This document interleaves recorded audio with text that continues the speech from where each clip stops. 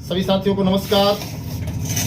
युवा मंच के YouTube चैनल में आप सभी का स्वागत है। मित्रों, जैसा कि आप सभी को पता है कि पिछले संडे जो बीत गया रविवार, बालसन चौराहे पर एक बड़ी लड़ाई लड़ी गई। उसमें एक सवाल रखा गया कि प्रयागराज में प्रधानमंत्री माननीय नरेंद्र मोदी जी आ रहे हैं, ऐसे मुद्दे पर जिसका देश के लिए, जिसका प्रदेश के लिए कोई मतलब नहीं है, ऐसे में युवा मंच टीम ने एक प्रयास किया कि प्रधानमंत्री जी आ रहे हैं तो कम से कम उत्तर प्रदेश के कोने कोने से रहने वाले हमारे जो नौजवान साथी हैं, हमारे जो युवा साथी हैं, एक उम्मीद के साथ प्रयागराज में बने हुए हैं कि भर्तियां आएंगी, विज्ञापन निकाला जाएगा और हमें रोजगार पाने का अवसर मिलेगा। उसी के प्रयास में हम लोग, पूरी युवा मंच टीम यह प्रयास कर रही थी कि प्रधानमंत्री जी आए हैं तो बेरोजगारी जैसे ज्वलंत मुद्दे को उनके समक्ष रखा जाए और उनसे विचार विमर्श किया जाए कि आखिर प्रदेश में जो 5 लाख पद खाली हैं उनको कब भरा जाएगा, कैसे भरा जाएगा, आखिर क्यों नहीं भरा जा रहा है। लगातार योगी सरकार, लगातार योगी जी के द्वारा पूरे प्रदेश में प्रोपेगेंडा फैलाया जा रहा है। उत्तर प्रदेश ही नहीं बल्कि कोयम्बटूर, दूसरे देशों में जो है बैनर लगाया जा रहा है और बताया जा रहा है कि उत्तर प्रदेश बहुत खुशहाल है।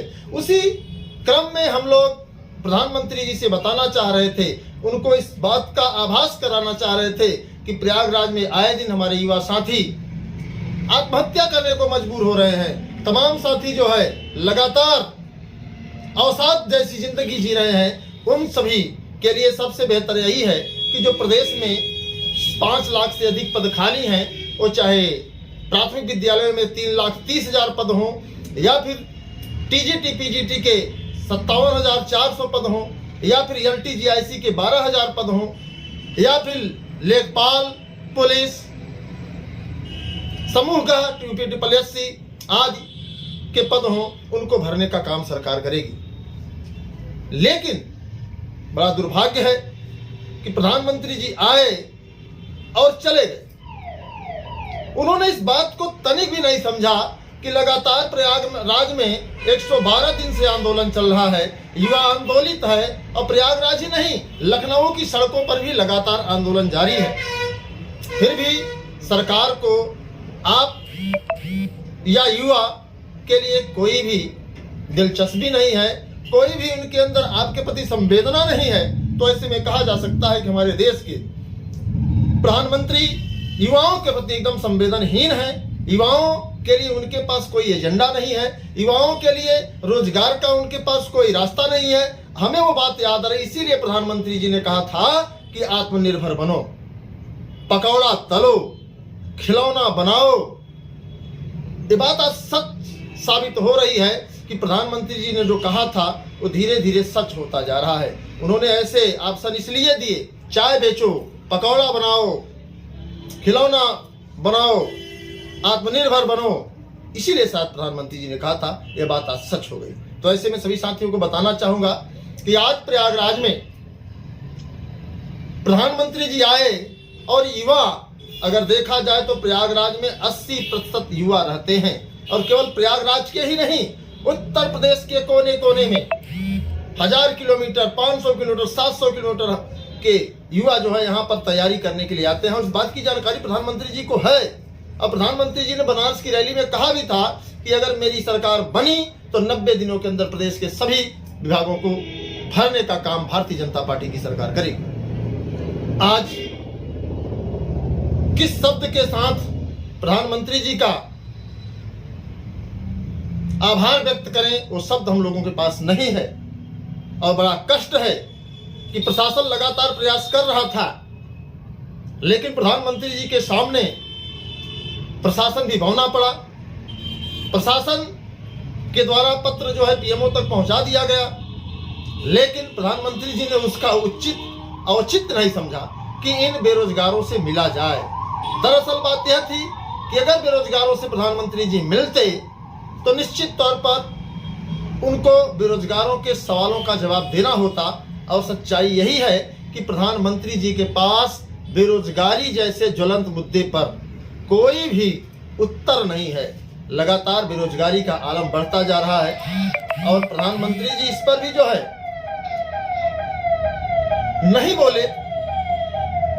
तो ऐसे में जो 2 करोड़ रोजगार देने का वादा था, जो प्रदेश के सभी विभागों के खाली पदों को भरने का वादा था, आखिर क्या आगामी चुनाव में इस मुद्दे को लेकर सरकार चुनाव लड़ेगी, या जो भी पार्टियां हैं, चाहे सपा की हैं, चाहे बसपा की, कांग्रेस की हैं, कोई पार्टी क्या इस मुद्दे को, रोजगार के मुद्दे को लेकर के चुनाव में उतरेगी, या फिर हमारे प्रदेश में जो भी दल होंगे सिर्फ मंदिर मस्जिद जाति धर्म के ही आधार पर लड़ाई लड़ने के लिए अपना कैंपेन चलाएंगे, अपनी मुहिम चलाएंगे? यह भी एक सवाल है। इसी सब चीजों को ध्यान में रखते हुए आज ईश्वर शरण डिग्री कॉलेज सलोरी में शाम 6 बजे युवा मंच टीम के द्वारा एक कैंडल मार्च रखा गया है, जिससे कि प्रधानमंत्री जी प्रयागराज से गए तो उनको ये पता चले कि युवा इनसे कितना नाखुश है, इनकी क्रिया प्रतिक्रिया से, इनके क्रियाकलाप से, इनके जो है संवेदनहीन व्यवहार से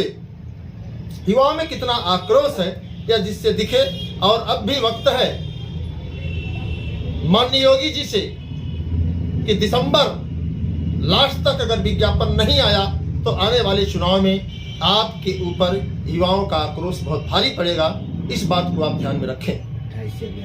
और सबसे बड़ा आप लोगों को बता दें, जिसके लिए हम लाइव पर आए हैं, कि 28 तारीख को लखनऊ की सड़कों पर उत्तर प्रदेश का नौजवान बेरोजगारी को चुनाव का मुद्दा बनाने के लिए सड़कों पर उतरने का पूरा मूड बना लिया है।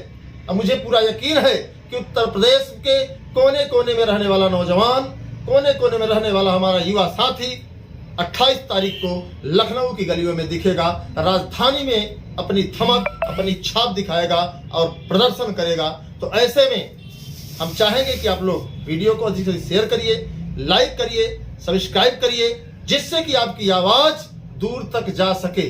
साथ ही साथ आपको एक बात और बताना चाहते हैं मित्रों, जो बहुत महत्वपूर्ण है, कि हम सब लगातार प्रयागराज में एक लंबी लड़ाई लड़ रहे हैं और पूरे प्रदेश के नौजवानों का एक बहुत बड़ा समर्थन मिल रहा है। साथ ही साथ अवसाद में भी हुआ जा रहा है कि आखिर चुनाव तथा कुछ तथाकथित दलालों के द्वारा, तथाकथित लोगों के द्वारा यह कहा जा रहा है कि आचार संहिता से भर्ती आने का कोई मतलब नहीं है, कोई संबंध नहीं है।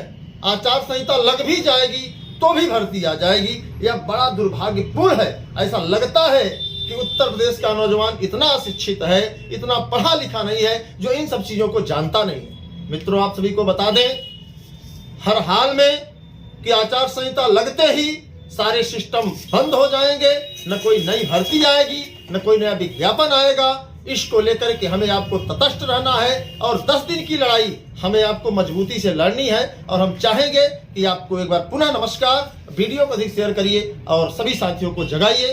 कुछ को आप जगाइए, कुछ को हम जगाते हैं। इसी के साथ इनकलाब जिंदाबाद।